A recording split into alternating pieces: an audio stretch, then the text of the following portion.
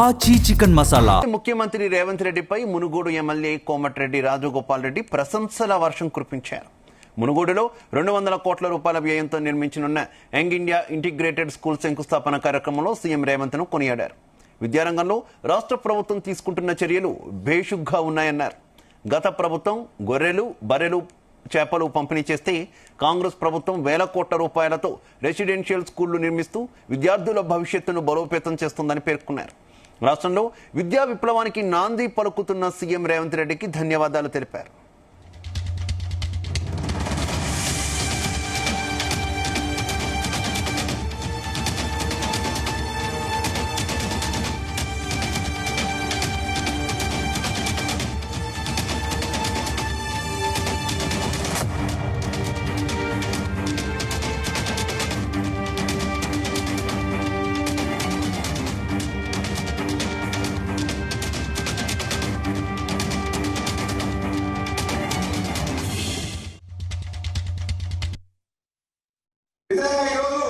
Munugode head క్వార్టర్ల 200 కోట్ల రూపాయలతోటి మన 2560 మంది స్టూడెంట్స్ కు బాల వసతికి రెసిడెన్షియల్ స్కూల్ నిర్మాణం చేసుకుంటారు. నిజంగా ఇది చాలా గొప్ప విషయం. ఈ రోజు మునుగోడు ప్రజల తరఫున గౌరవ ముఖ్యమంత్రి రేవంత్ రెడ్డి గారికి ధన్యవాదాలు తెలియజేస్తున్నాను. ఆయన విద్యాశాఖ మంత్రిగా ఉండుకుంటూ ముఖ్యమంత్రిగా రాష్ట్రంలో ఇప్పటి వరకు 79 ఇంటిగ్రేటెడ్ స్కూల్స్ అంటే దాదాపు 16,000 కోట్ల రూపాయలతోటి మరి దాదాపు 2,500 మంది ఒక్కొక్క స్కూల్ అంటే మరి 80 ఇంటూ 2,500 అంటే దాదాపు 2 లక్షల మంది స్టూడెంట్స్ కి అంటే ఒక ప్రతిభావంతులైన మెరిట్ ఏ కులమైనా పర్వాలేదు, ఏ మతమైనా పర్వాలేదు. నాకు చిన్నప్పుడు రోజుల్లో మేమందరం కూడా పల్లెటూరులో చదువుకున్నప్పుడు మాకు కులాలు తెలియదు. ఎస్సీ ఎస్టీ బీసీ ఓసీ అందరం కలిసి ఒకటే స్కూల్లో చదువుకునేటోళ్ళం. ఇది కూడా అటువంటి ప్రాంగణమే. ఈ ప్రాంగణంలో అన్ని కులాల వారు పేద విద్యార్థులు ఒక ఇంటర్నేషనల్ స్టాండర్డ్ లో హాస్టల్ నిర్మాణం కానీ స్కూల్ బిల్డింగ్స్ కానీ ఆ ప్లాన్ చూస్తుంటే అది ఎప్పుడెప్పుడు కంప్లీట్ అయ్యి కదా, ఎప్పుడెప్పుడు చూడాలా, ఎప్పుడెప్పుడు ఆ పిల్లలతో మనం కలవాలా అని అనిపిస్తుంది. నిజంగా చాలా ఈరోజు కాంగ్రెస్ గవర్నమెంట్ వచ్చిన తర్వాత మునుగోడు నియోజకవర్గంలో ఇంత పెద్ద కార్యక్రమం ప్రభుత్వం తరఫున చేపడుతుంటే ఈ స్కూళ్ళని కంప్లీట్ అయిన తర్వాత దేశంలో ప్రతి ఒక్కరు కూడా తెలంగాణ వైపు చూస్తారు. ఈ రోజు ఈ స్కూల్ నిర్మాణం అన్నింటికీ ఒక మేనేజింగ్ డైరెక్టర్ లో రిటైర్ అయిన తర్వాత కూడా కేవలం సమాజం కోసం తెలంగాణ కోసం సేవ చేయాలన్న లక్ష్యంతో ముఖ్యమంత్రి గారి కోరిక మేరకు ఈ రోజు ఇందులో భాగస్వాములై దీన్ని ముందుకు తీసుకుపోతున్నాడు. నిజంగా గణపతి గారు కీలక స్థానంలో ఉన్నటువంటి మాలాంటి వాళ్ళందరికీ ఆయన మీద నమ్మకం ఉంది కాబట్టి పూర్తి విశ్వాసం ఉంది రాబోయే 2 సంవత్సరాల్లో ఈ స్కూల్ కంప్లీట్ అవుతుందని చెప్పి.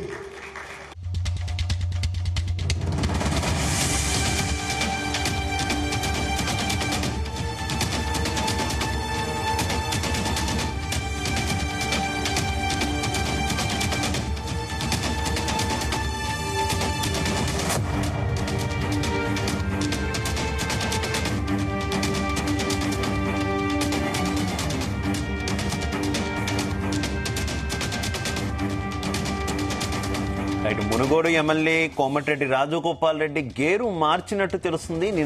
నిన్న మొన్నటి వరకు కూడా ఇండైరెక్ట్ గా ముఖ్యమంత్రి రేవంత్ రెడ్డి మీద నిప్పులు చెరిగినటువంటి రాజగోపాల్ రెడ్డి ఇప్పుడు ఆయనను పొగడ్తలతో ముంచెత్తినటువంటి సిచ్యువేషన్. మునుగోడులో జరిగినటువంటి ఇంటిగ్రేటెడ్ స్కూళ్ల నిర్మాణానికి సంబంధించినటువంటి శంకుస్థాపన కార్యక్రమంలో పాల్గొన్నటువంటి రాజగోపాల్ రెడ్డి ముఖ్యమంత్రిని పొగడ్తలతో ముంచెత్తినటువంటి సిచ్యువేషన్.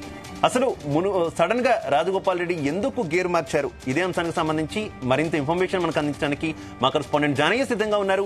జానయ్య, ఏ రకంగా చూడాలి? నిన్న మొన్నటి వరకు అవసరమైతే మంత్రి పదవి రాకపోతే ఇవ్వకపోతే ముఖ్యమంత్రి పదవి మన టార్గెట్ అంటూ మాట్లాడినటువంటి రాజగోపాల్ రెడ్డి సడన్ గా టర్న్ తీసుకోవడానికి గల కారణాలు ఏంటి? మంత్రి పదవి వస్తుందనుకోవచ్చా?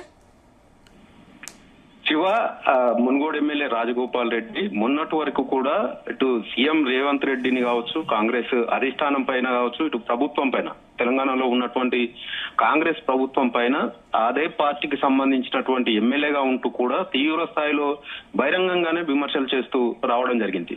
అటు సీఎం రేవంత్ రెడ్డిని కూడా టార్గెట్ చేస్తూ మాట్లాడడం, మంత్రి పదవి ఇస్తారా లేదంటే ఏకంగా సీఎం సీట్ కే ఎసరు పెట్టనా అంటూ కూడా గట్టి వార్నింగ్ ఇవ్వడం జరిగింది. మరోవైపు పలుమార్లు కూడా ఇటు నాకు సీఎం పదవి రాకుండా మంత్రి పదవి రాకుండా సీఎం రేవంత్ రెడ్డి అడ్డుకుంటున్నారంటూ కూడా అటు సీఎం రేవంత్ రెడ్డిని 10 ఏళ్లు సీఎం గా ఎలా ఉంటావు నువ్వు అంటూ కూడా మరొకసారి ఇటు మునగానివాను అందరి కష్టంతోనే నువ్వు సీఎం అయ్యావంటూ కూడా ఇలా ఘాటు వ్యాఖ్యలు నేరుగా విమర్శలు సీఎం రేవంత్ రెడ్డి పైన చేసిన సందర్భం చూసాం. అయితే మొన్న ఏదైతే మున్సిపల్ ఎన్నికల ఫలితాల తర్వాత కూడా అధిష్టానంతో రాష్ట్ర సీఎం తో పాటు ఇటు మంత్రివర్గం కూడా సమావేశం కావడం జరిగింది. ఆ నేపథ్యంలో ఇటు ఎమ్మెల్యే రాజగోపాల్ రెడ్డి కూడా మున్సిపల్ ఎన్నికల సందర్భంగా ఫలితాలు వచ్చిన సందర్భంగానే తనకు మంత్రి పదవి ఇస్తేనే ఇవ్వండి, లేదంటే సీఎం సీట్ కే ఎసరు పెడతానంటూ కూడా ఆయన అటు వ్యాఖ్యలు చేసిన నేపథ్యంలో ఆయన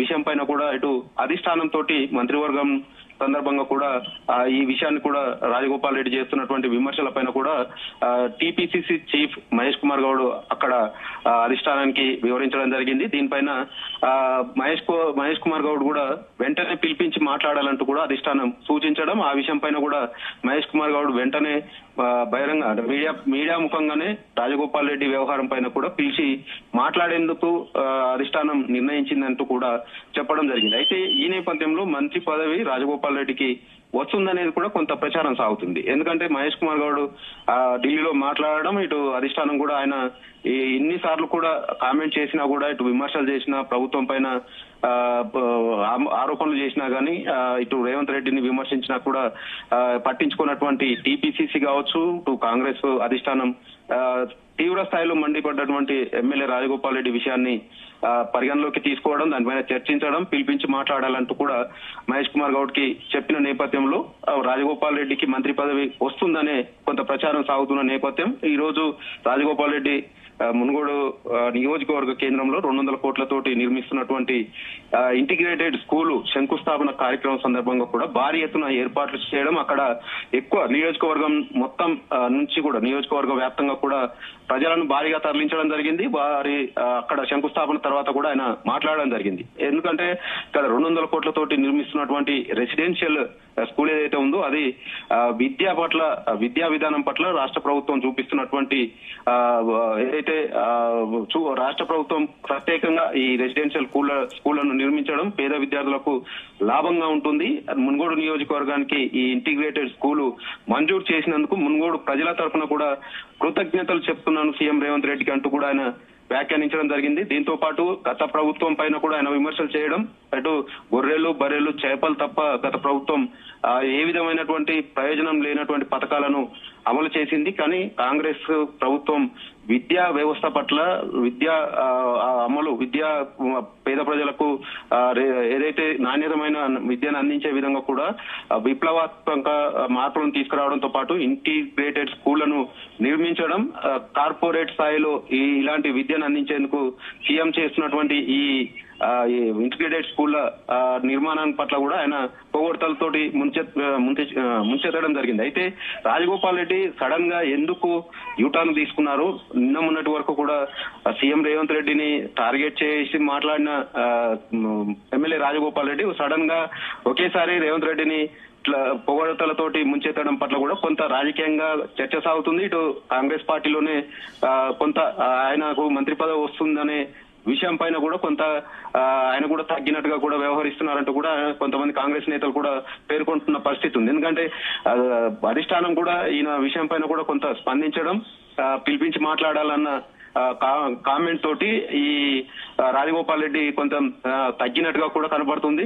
మొన్నటి వరకు కూడా తెలంగాణ వ్యాప్తంగా ఎలాంటి మద్యం పాలసీ ఎలా ఉన్నా పర్వాలేదు, కానీ మున్గోడు నియోజకవర్గంలో మాత్రం తాను చెప్పిన విధంగానే నడుచుకోవాలంటూ కూడా కొత్త మద్యం పాలసీ నియోజకవర్గ వ్యాప్తంగా కూడా అమలు చేస్తున్నా కూడా ఇటు ప్రభుత్వ పరంగా గానీ మంత్రులు గానీ ఇటు సీఎం రేవంత్ రెడ్డి గానీ స్పందించకపోవడం, రాజగోపాల్ రెడ్డి ఎన్నిసార్లు విమర్శ చేసినా కూడా పట్టించుకున్నటువంటి వ్యవహారం పట్ల కొంత అధిష్టానం దిగొచ్చినట్టుగా కూడా కనపడుతున్న నేపథ్యంలో మంత్రి పదవి త్వరలోనే వస్తుందనే కాన్సెప్ట్ అయితే జానయ్య ఇప్పటి వరకు కూడా మంత్రి పదవి ఎందుకు ఇవ్వట్లేదా అంటే ఒకే కుటుంబం నుంచి ఇద్దరికి ఇవ్వడం కుదరదు, ఆల్రెడీ ఆయన సోదరుడు మంత్రివర్గంలో ఉన్నారు కాబట్టి ఇవ్వట్లేదు అనేటటువంటి వ్యాఖ్యానం అనిపించింది. ఏంటి ఒకవేళ రాజగోపాల్ రెడ్డికి మంత్రి పదవి ఇస్తే వెంకటరెడ్డిని తొలగించే అవకాశం ఉందా, అంటే ఇద్దరు కంటిన్యూ అయ్యే ఛాన్సెస్ ఏమైనా ఉన్నాయా?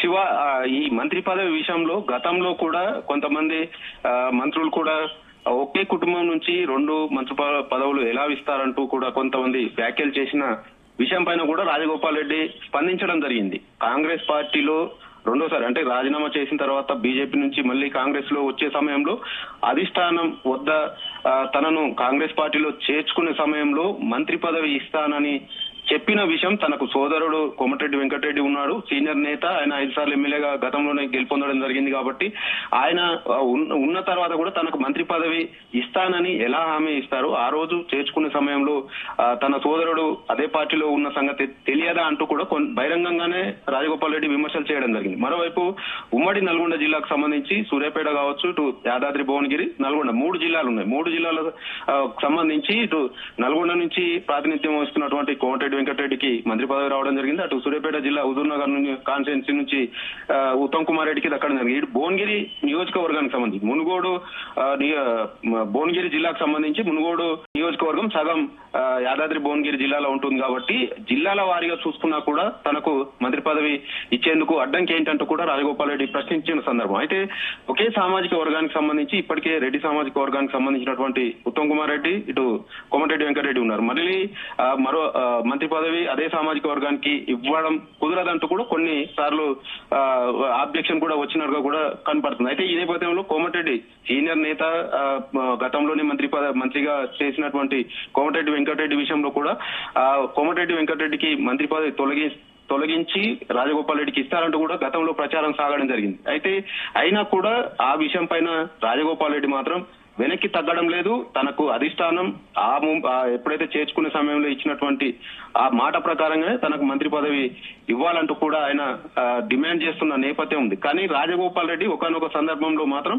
తనకు ఇబ్రాహీంపట్నం నుంచి ఎమ్మెల్యేగా పోటీ చేస్తే మంత్రి పదవి ఇస్తాము, మునుగోడు నుంచి చేస్తే మాత్రం మంత్రి పదవి విషయంలో కొంత ఆలోచించాల్సి వస్తుందంటూ కూడా గతంలో అంటే అధిష్టానం అన్నదంటూ కూడా రాజగోపాల్ రెడ్డి వ్యాఖ్యానించిన సందర్భం ఉంది. కాబట్టి కావాలనే మునుగోడు నుంచి పోటీ చేశాను కాబట్టి తనకు మంత్రి పదవి రావడం లేదంటూ కూడా ఆయన ఇలా అంటే గందరగోళ పరిస్థితి ఉన్నప్పటికీ ఒకవేళ రాజగోపాల్ రెడ్డికి మంత్రి పదవి ఇస్తే కోమటిరెడ్డి మంత్రిగా ఉన్నటువంటి కోమటిరెడ్డి వెంకటరెడ్డికి మంత్రి పదవి తీసేస్తారా అనేది కూడా కొంత ప్రచారం సాగుతున్నప్పటికీ ఆ విషయంలో సీనియర్ కాంగ్రెస్ పార్టీ నేత గతంలోనే కాంగ్రెస్ పార్టీ అధికారంలో వచ్చిన సందర్భంలోనే సీఎం పదవి రేసులోనే తానున్నానంటూ కూడా కోమటిరెడ్డి వెంకటరెడ్డి వ్యాఖ్యానించిన సందర్భం ఉంది కాబట్టి ఆయనకు మంత్రి పదవి తీసేసే అవకాశం ఉండదనేది కూడా ఆయన అనుచరులు చెప్తున్నప్పటికీ అధిష్టానం పరంగా మాత్రం 3 మంత్రులకు ఉద్వాసన పలికి మరో 3కి కొత్త వారికి అవకాశం ఇవ్వాలనే అవకాశం ఇచ్చే అవకాశం ఉందనేది కూడా కొంత ప్రచారం సాగుతున్న నేపథ్యంలో ఒకవేళ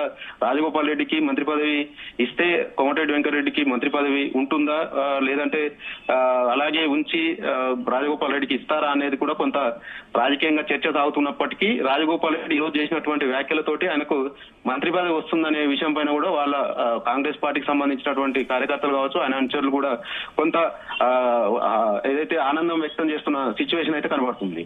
రైట్, ఓకే, థ్యాంక్ యూ.